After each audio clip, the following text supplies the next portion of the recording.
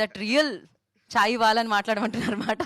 But is amazing business man and of course sir Niloufer లేకపోతే ఏమైపోయేవాళ్ళం మేము అసలు. Creator of chai. Please Baburao గారిని మాట్లాడుతుంది.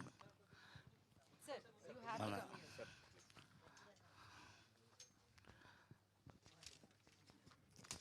సజ్జన గారు ఈ కిమ్స్ హాస్పిటల్ డైరెక్టర్, ఇంకా ఇక్కడ హీరోగా ఎవరున్నారు పేరున నమస్కారం. ఇవాళ ఛాయ్ వాళ్ళ పేరు మీద సినిమా తీయడం ఎంతో సంతోషం అనిపిస్తుందా. ఎందుకంటే నేను ఛాయ్తోనే పైకి వచ్చిన, ఇంకా నాకు ఎంత సంతోషం అంటే పిలిచిందంటే నాకు ఇంకా సంతోషం అనిపించింది.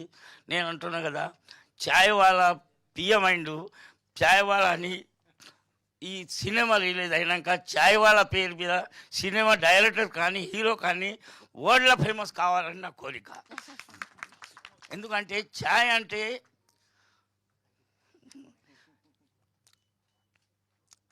అంటే పొద్దుగాలు లేచిన మళ్ళీ మంచి ఛాయ్ తాగినాక మంచిగా ఫ్రెష్ తయారవుతాడు. ఇంకా రాత్రి ఒకవేళ అంటే ఛాయ్ అంటే మనిషి తకాయించిపోయాక ఛాయ్ తాగితే అదైనా తకాయించి వెళ్ళిపోతుంది.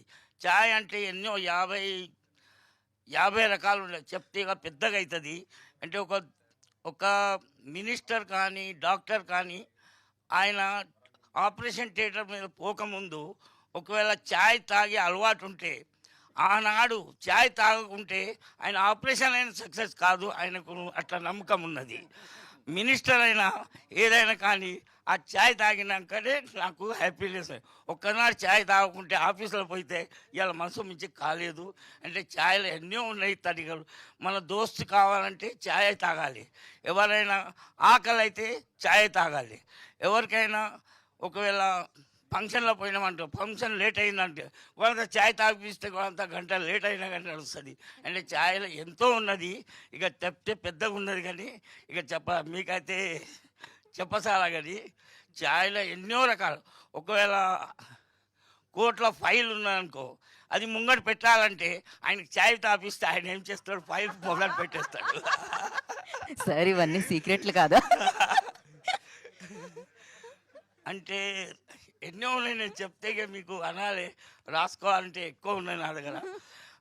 హిందీలో ఎక్కువ చెప్పచ్చు, నేను తెలుగులో చెప్పసాలి కానీ హిందీలో బాగా చెప్పచ్చు. మీరు చెప్పంటే చెప్తాను నేను. చాలా ఎక్కువ ఉన్నది, అది నేను హిందీలో చెప్పచ్చు. కానీ ఇక నిమ్మకాయ ఛాయ్ తాగితే మనిషికి ఏమవుతుంది, ఆలస్యం తక్కువ అవుతుంది. అని కడుపు ఏమైనా ఉబ్బి ఉంటే ఏమైనా ఉంటే నిమ్మకాయ ఛాయ్. మీకు అల్లం ఛాయ్